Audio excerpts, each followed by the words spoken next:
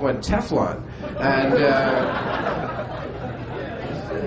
terrific. No, it's selling in the dozens, and it features our big hit, I Can't Get Over You. So you better get up and answer the phone yourself. And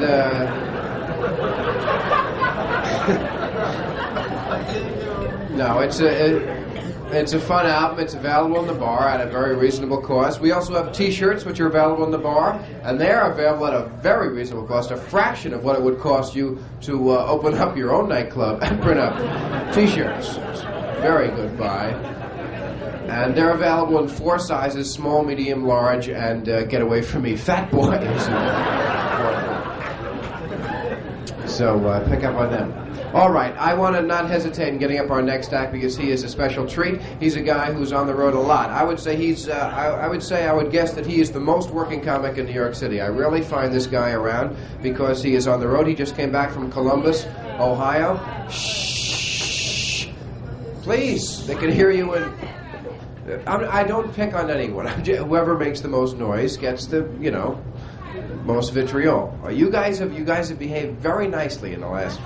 Yes, people are applauding the fact that you've learned how to shut up, which I think says something about that ability.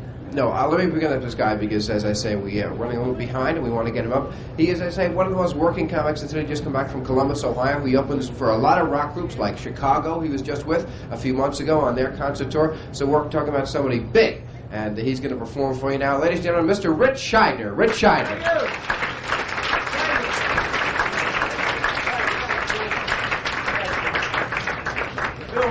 Thank you, Bill. I got bowling shoes on. You should have had them on. Why? Oh, you just like bowlers? Well, I don't actually bowl. I just wear the shoes because they're cheap. 50 cents and run. You lose a pair of flip-flops. Who cares? I just told you why I bought them. You're going to be behind all night, aren't you? I just told you why. 50 cents and run. It was a joke. That's the purpose tonight. It's a joke. Okay. I wear the worst shoes. I get the worst of everything. I had clogs, wooden shoes without a heel. Friends of mine told me, buy them. They're comfortable. They're cheap. I bought a pair of clogs. I'm glad the police don't wear clogs. Stop! Stop! Gotta get Adidas. I had to buy the clogs because the earth shoes finally wore out. Remember these remnants of the 60s? Sold me these with the negative heel principle. Scientific studies have shown that the heel is meant to be lower than the rest of the foot. Paid $40 for a pair of shoes to walk around like, yeah, this is great. Boy, I can't wait. Wait, excuse me, officer. I've got my own problems, buddy.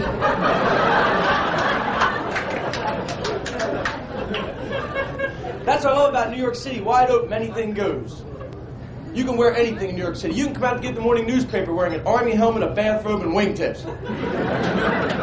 And in a week, the whole neighborhood will be wearing that. It's fashion. This weather's great. It's starting to warm up, but it was playing games. I was in Columbus, and it was real cold there. It was snowing. And you have to go outside in cold weather. I don't want to wear too much. Because you go out overdressed in cold weather, people get on your case. What's the matter, pal? Can't take a little sub-zero freezing? Grow up, baby cakes. So I put on what I think is just enough to get by, then go to the door and check it out. Not yet. Finally, I end up looking like my mother dressed me when I was 6 years old. I'm warm, Mom, but I can't move. They're going to hit me with snowballs, you know that. I'm just a target out there. I can't. And she safety pinned the gloves to my coat. It's great, Mom, but I can't put them on. I can't throw snowballs like this, Mom, you know that. Then she complete the effect by putting that 3-flap hat on my head. That fake fur and fake leather. That lovely Russian model that made you so popular at school. With that 3rd flap, what a wasted piece of equipment that was. Great, Mom, I can't see now. I won't know who's hit me with the snowballs. This is a particular look for me tonight. This is my new wave Eddie Haskell look. Hi, Mrs. Cleaver. Hi, Mr. Cleaver. That's the look that all of us young guys put on when we went to meet the girls' parents for the first time. Hi, Mrs. Falwell. Hi, Mr. Falwell. Oh, yes, we'll be back by 11 o'clock. Tokyo time! Try and stop us now. But New Wave's great. The whole purpose of New Wave fashion is to make other people angry. That's it. You see the new fashion now is the dog collars with the spikes and the leather. They wear them around their neck as bracelets. You see somebody walking down the street with these on, have a little fun, go up to them and say, hey, that looks really great. Ah, shit. Gotta find something else to piss people off with. Any New Wave rock fans here? Yell out your favorite groups. Any? Any groups? The Sex Pistols? The Police. Oh. A do do do. A da da da. That's all I got to say to you. Excuse me, can I talk to you a minute? A do do do. Da da da. Devo? Yeah. Are we not men? No, we were morons. We were flower pots on our heads. What other groups? Plasmatics. Oh, what a group. You love violence. This group in the stage act, they destroy a car on stage, chainsaw guitars in half, then for the big finale, they take rifles, shoot them into the ceiling, plaster falls on the crowd. It's a great act. Unless you live in the apartment above the club they're working. Plasmatics! With the dog! I love the energy. I live down in the village near some of these clubs, CBGBs. Great, a lot of energy in these clubs. Problem is, the crowd has seen so much self-mutilation, you can't impress them. They've seen safety pins to the cheek, haircuts done with a Black & Decker power saw. Yeah, take a little off the top. That's good, you got a little blood, but I like that. I saw a lead singer come out, name of the group is Steel Tips. He was bare-chested, had a string of firecrackers on his chest. He lit them. I was impressed. I got my money's worth. Here's $5. Get him up there again. But the crowd booed him off the stage. Get off, you stink! You suck! You dynamite!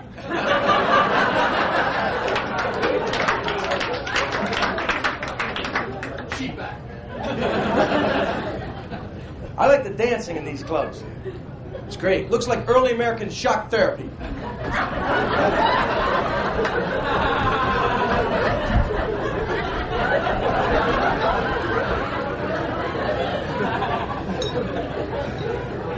You want to have a good time, play with their heads a little bit. Get on a nice three-piece suit, go into a New Wave club and do the twist.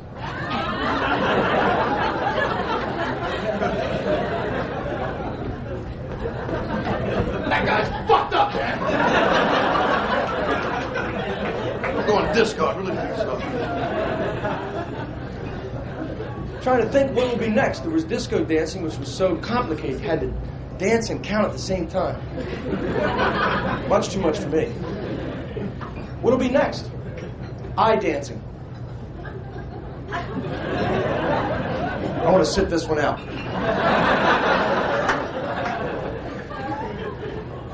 See, that's why I never... Are there any disco fans here? Yeah, it's like trying to find someone who voted for Nixon. It's not happening. I never went because I can't dance and disco music never stopped. And the DJs were up in the sound booth like Dr. Frankenstein. Die! You'll never get off the floor! Die, sucker! It was fun. I had a chance to work with the group Chicago. Do you remember this group? Yeah. I first saw them in 1969. Ooh, pinned myself in. Got carried away with that New Wave shtick. Watch yourself, boy. Little blood never hurt anyone, did it? I have to take this off. It's really hot in here, and it's none of your concern. Tuck it in, tuck it in. Mommy said tuck it in, I'll tuck it in. These are my Sunday school clothes. That was your bowling shirt. It is a bowling shirt. That's great. You all are going to do really well on the test at the end of the night. I'm very concerned about every detail here tonight. It's like Meet the Press all of a sudden. Rock and roll was fun. These groups, well, Chicago, I first saw them in 1969, then I worked for them in 1980. They've been together for at least 10 years, playing some of those songs for 10 years. They looked a little tired. Encore? All right, man. Kids. Da-na-na-na-na. Da-na-na-na-na. Da-na-na-na-na. Da-na-na-na-na. Play it, Tate, man. I'm getting out of here. I used to love to go to rock concerts, but it never failed. Wherever I bought my tickets, I had the same people sitting around me every time. On one side of me, I had the one-man drug clinic. Before the concert began, he was shooting, snorting, huffing, puffing, wheezing, guzzling anything to get high. Let's boogie! Whoa, boogie! What's the matter, you a narc, man? Come on! And then the concert began. Ladies and gentlemen, please welcome the Pretenders. Let's boogie!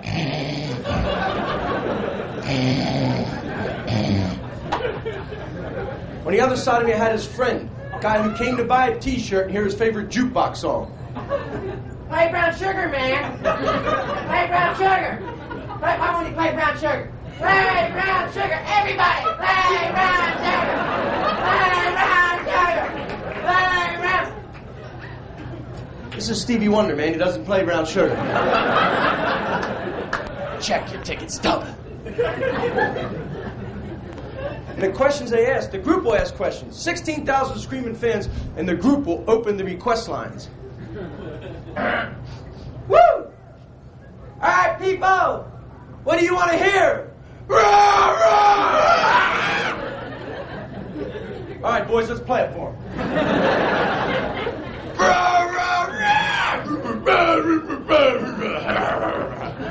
For you soupy sales fans. Dumbest question of all, you sit through the warm-up acts, you paid your money to see one group. And right before the headliner comes out, they have a skinny little disc jockey come out with a real good question. Hey, gang, having a good time? How you doing? Ricky Rose, NBC Radio. Catch me 4 to 6 in the morning. Hey, kids, are you ready for the Rolling Stones? No, I've got time. Bring out the Archies.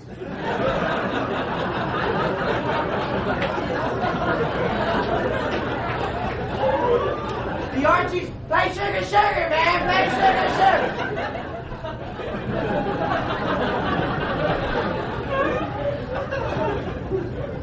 I love watching the people in the group, though. All the members of the group, lead guitarist, get up in front of 16,000 screaming fans. That's the lead right there, the lead guitarist. Looks like it's a painful experience for some of those guys, though. Looks like it really hurts them to play lead guitar. See them? Oh! Oh! Turn it off! Turn it off!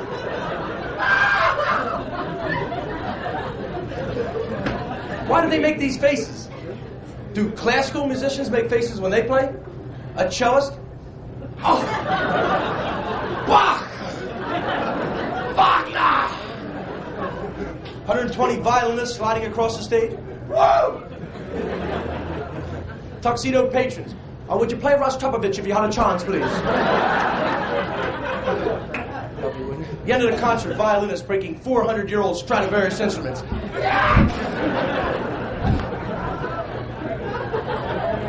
You don't get fooled again.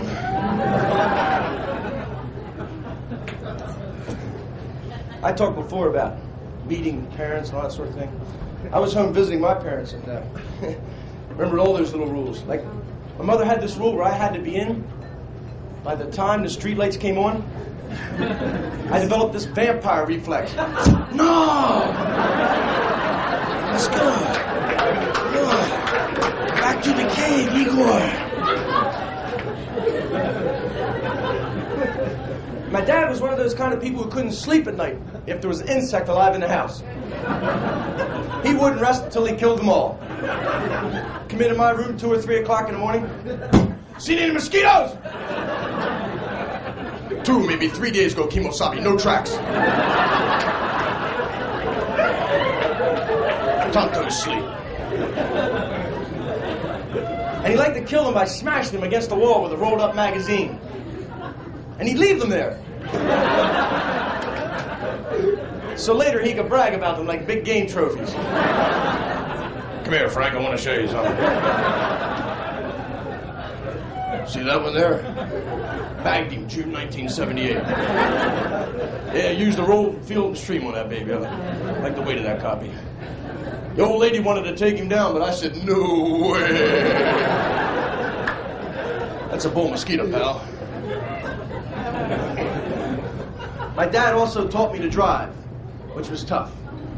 Because I was already nervous, and he made it so much harder on me. Get in the car, he's, all right, buckle the seatbelt, just the rear view mirror, just the outside mirror, just the outside, everything ready? All right, now give it a little bit of gas, give it a little bit of gas, give it a little bit of gas, just give it a little bit of gas, give it a little bit of gas, a little bit of gas, you gotta give it a little bit of gas, give it a little bit of gas.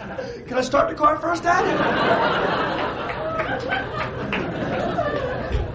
All right, now pull out easy. Now pull out of the driveway. Now easy, you're going too fast. 5 miles an hour. Back off a little bit. Now put that turn signal in there. You'll make a turn about a half mile now. Put it on. Look every way. Look every way. Look every way. Look every way. I don't want to drive. I don't want to drive. I don't want to drive.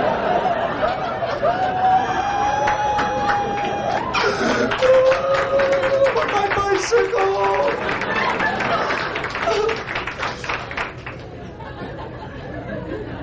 Finally got my own car. My car. It's great. Went home. Said, Dad, let's take a ride. All right. No seatbelts. That's right, Dad. Took them out. 2 wheels. No head. Look out for the school bus.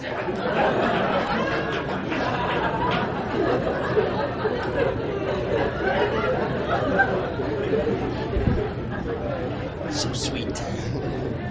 So my dad, I have a younger sister, so my dad's just at that point where he's starting to deal with her boyfriends. So you guys know what I'm talking about. It was so tough when you first started dating to go meet the girl's parents for the first time, especially those fathers.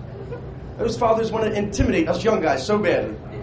Always seemed like the first time you go meet the father, he made sure he answered the door, acted like he was guarding his castle.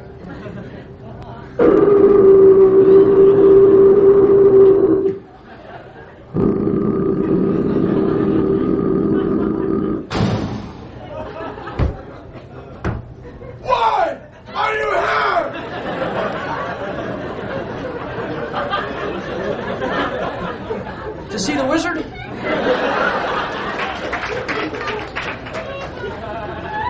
Forget small talk. They don't know what to say to us. We don't know what to say to them, so they end up asking us the same question over and over and over again. So many times you feel like giving a smart answer. Tell me, Rich, what does your father do for a living? He works for me. He wraps newspaper, I throw it.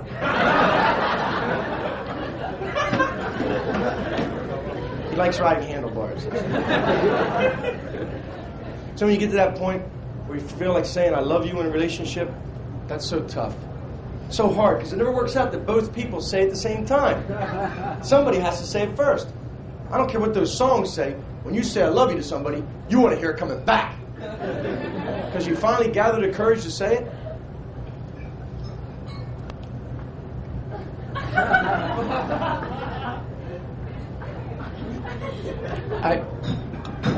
I love you.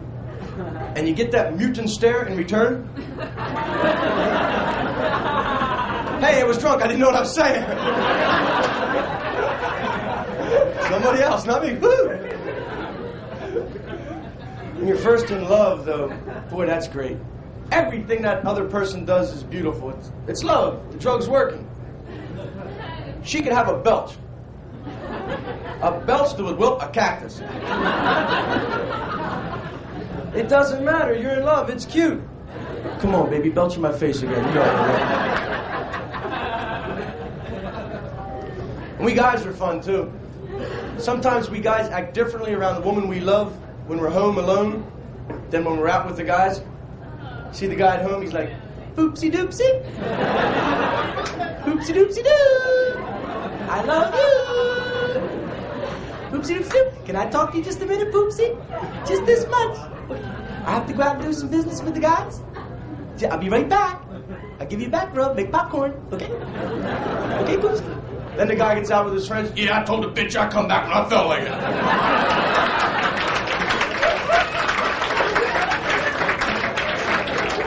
She want to come along, she can pack a lunch. Rockwood. You've been a lot of fun. Enjoy your night. Thank you very much. Thank you.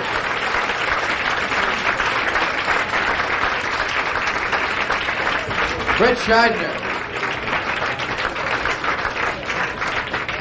Richie Scheidner, boy, funny guy, and yeah. And I guess I can announce it now. Rich has just signed a contract with Paramount. And, yeah, Paramount. Starting Monday, he and Pearl Bailey will be driving chickens up from Maryland. So, it's, no.